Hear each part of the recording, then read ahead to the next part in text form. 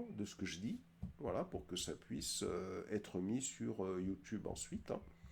Donc, je partage, hein, voilà.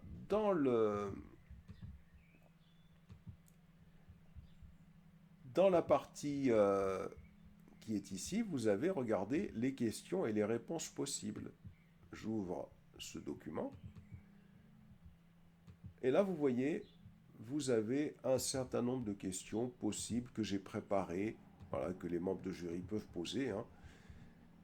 Et c'est par bloc. Par exemple, dans Administrer et sécuriser les infrastructures, vous pouvez avoir une question du genre: comment gérez-vous la supervision et le diagnostic d'un incident système au réseau?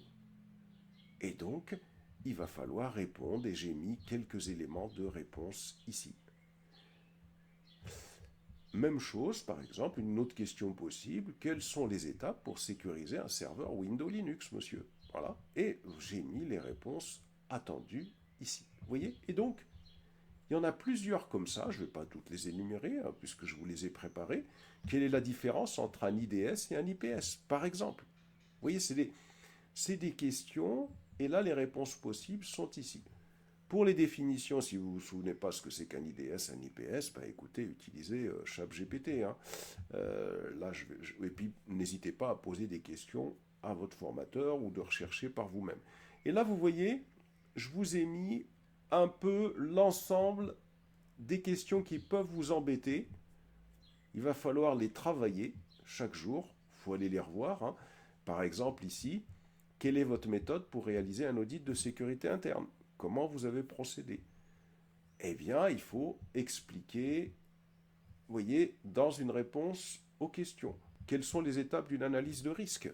Parce que vous la présentez, d'accord, mais c'est quoi les étapes? Ben là, vous avez les réponses, la réponse qui est attendue. Et donc, vous voyez, non seulement ce document, parce que moi, je le fais sur la base du référentiel. Vous voyez?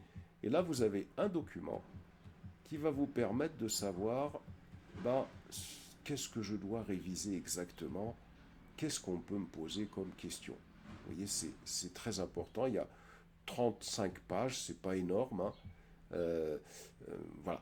Donc, vous voyez, c'est ça, faut pas faire d'impasse là-dessus, parce que on peut vraiment vous embêter par rapport à ces questions-là. Et vous avez des questions auxquelles vous ne pensez pas du tout. Par exemple, quelles nouvelles compétences ou technologies avez-vous appris en autonomie récemment? Alors ça, c'est un peu plus simple, mais des fois, on n'y pense pas.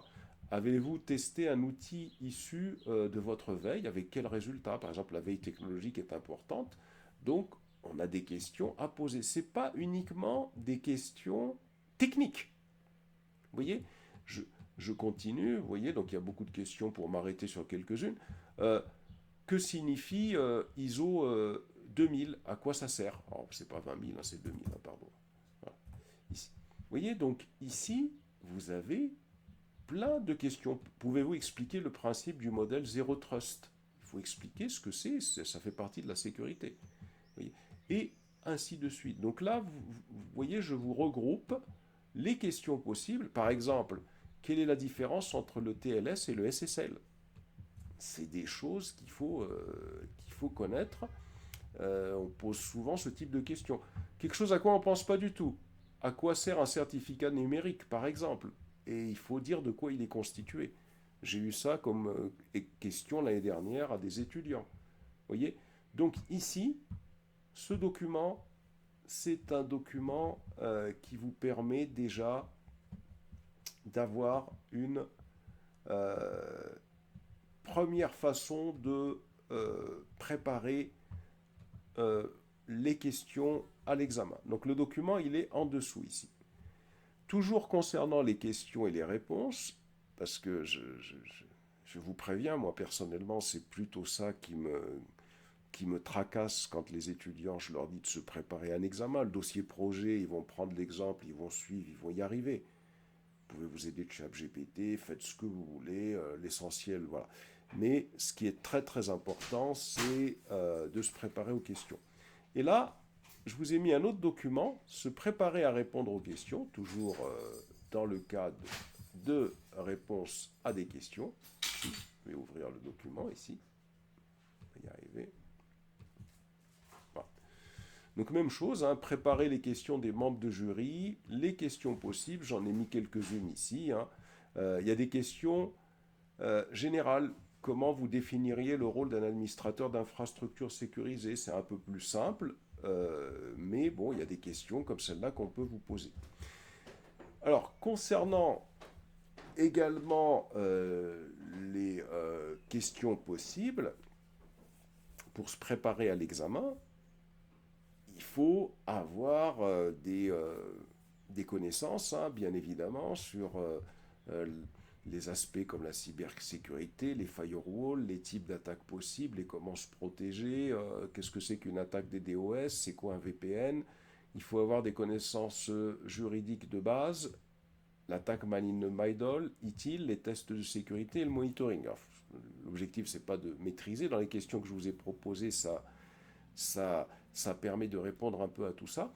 Mais si vous voulez, en plus de ça, si vous allez sur mon site, vous voyez sur le site sur lequel je vous demande de vous connecter parfois, je vais y aller. Hein. Hop. Donc, http://formationinformatique.net. Voilà. Et sur ce site-là, vous voyez, je vous avais dit d'ailleurs hein, que vous pouvez vous connecter à ici préparation examen TP-AIS. Et dans la préparation examen à TP-AIS, hein, je crois que c'était, il me semble que c'était pas ça, c'est pas préparation examen TP-AIS, on va. Alors c'est.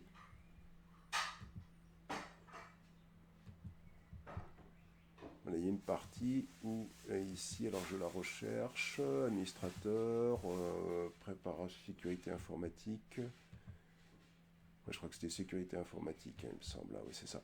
Voilà. Dans sécurité informatique, je vous ai mis un certain nombre de tests hein, que vous pouvez réaliser. Par exemple, si vous allez donc dans ce cours-là, dans Introduction à la cybersécurité, vous voyez partout où il y a des tests, hein, vous avez des tests sur la cybersécurité. Ces tests-là, il y a les réponses à la fin. Donc ça vous permet de revoir un peu la cybersécurité sur quelques tests. Vous voyez, ici dans les firewalls, vous avez un test sur les firewalls. Vous voyez, tout ce qui est en rouge, là, c'est des tests, c'est des QCM qui vous permettent de savoir un peu quels sont les types de questions qu'on peut vous poser. Vous voyez, à chaque fois que j'ouvre une section, je regarde juste s'il y a un test. Hein.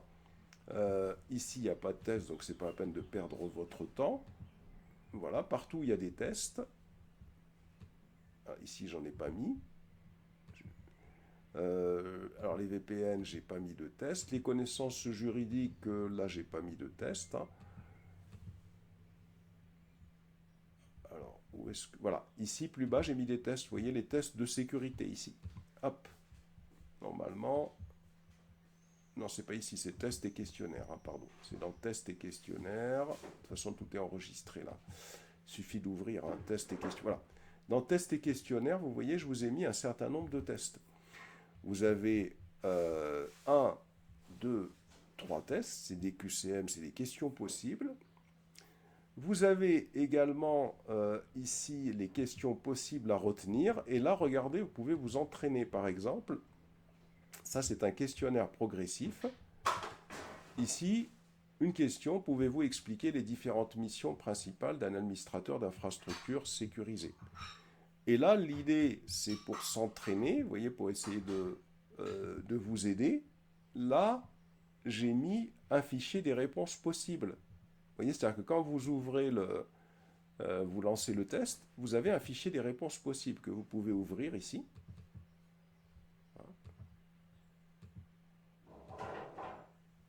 Et dans ce fichier des réponses possibles, par rapport à la question qui est posée, réponse possible, est-ce qu'il faut suivre les recommandations d'éco-conception pour minimiser l'empreinte énergétique, est-ce qu'il faut mettre en place la supervision NAGIOS Zabbix, etc. Vous sélectionnez une réponse possible, par exemple, vous voyez, pour vous aider, pour ne pas réfléchir. Alors bien sûr, l'idée, c'est de vous pousser à lire ce document. Et là, quand je reviens sur les tests, quand je clique sur questions possibles à retenir, vous voyez, je peux coller la réponse, voilà, si je pense que j'ai bien choisi la réponse. Et quand je clique sur soumettre, il vous dit bah, c'est incorrect, c'est pas la bonne réponse.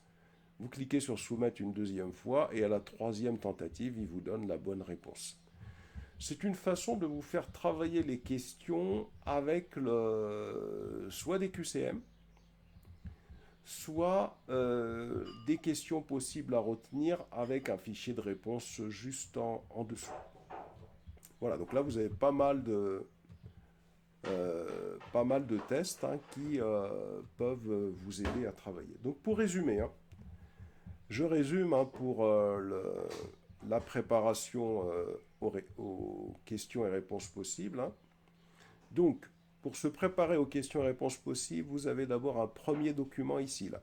Les questions et réponses possibles. Vous ouvrez, et là, ça vous permet d'avoir une liste qui est assez exhaustive, et ça vous permet de réviser d'ailleurs votre formation. Ça vous permet d'avoir une liste de questions possibles que peuvent vous poser les membres de jury et les réponses attendues. Donc ça vous permet de réviser hein, et de revoir ces éléments-là. Et si ce n'est pas clair, ben, aidez-vous d'Internet, aidez-vous de ChatGPT parce qu'il faut pouvoir répondre à ce type de questions si elles vous sont posées. Donc ça, c'est le premier élément. Le deuxième élément que je vous ai prévu hein, sur le site, c'est ici pour se préparer à répondre aux questions. Donc là, c'est un autre document. Vous voyez, je vais l'ouvrir. Dans lequel il y a quelques questions possibles avec les réponses. Et dessous, ici, vous voyez, j'énumère un peu les listes de ce qu'il faut retenir. Et sur mon site, vous voyez, quand vous allez sur le site de formation à distance, alors je recommence, hein, je reviens sur le site, accueil, vous allez jusqu'à sécurité informatique, ici, bougez, sécurité informatique, voilà, sécurité informatique ici, je vous avais tous donné ce lien, vous cliquez dessus, et là vous avez un certain nombre de tests, hein. Alors je vous redonne les endroits où ils se trouvent, hein, si vous consultez la vidéo, donc vous avez ici un test sur la cybersécurité, donc il y a des questions intéressantes qui sont posées.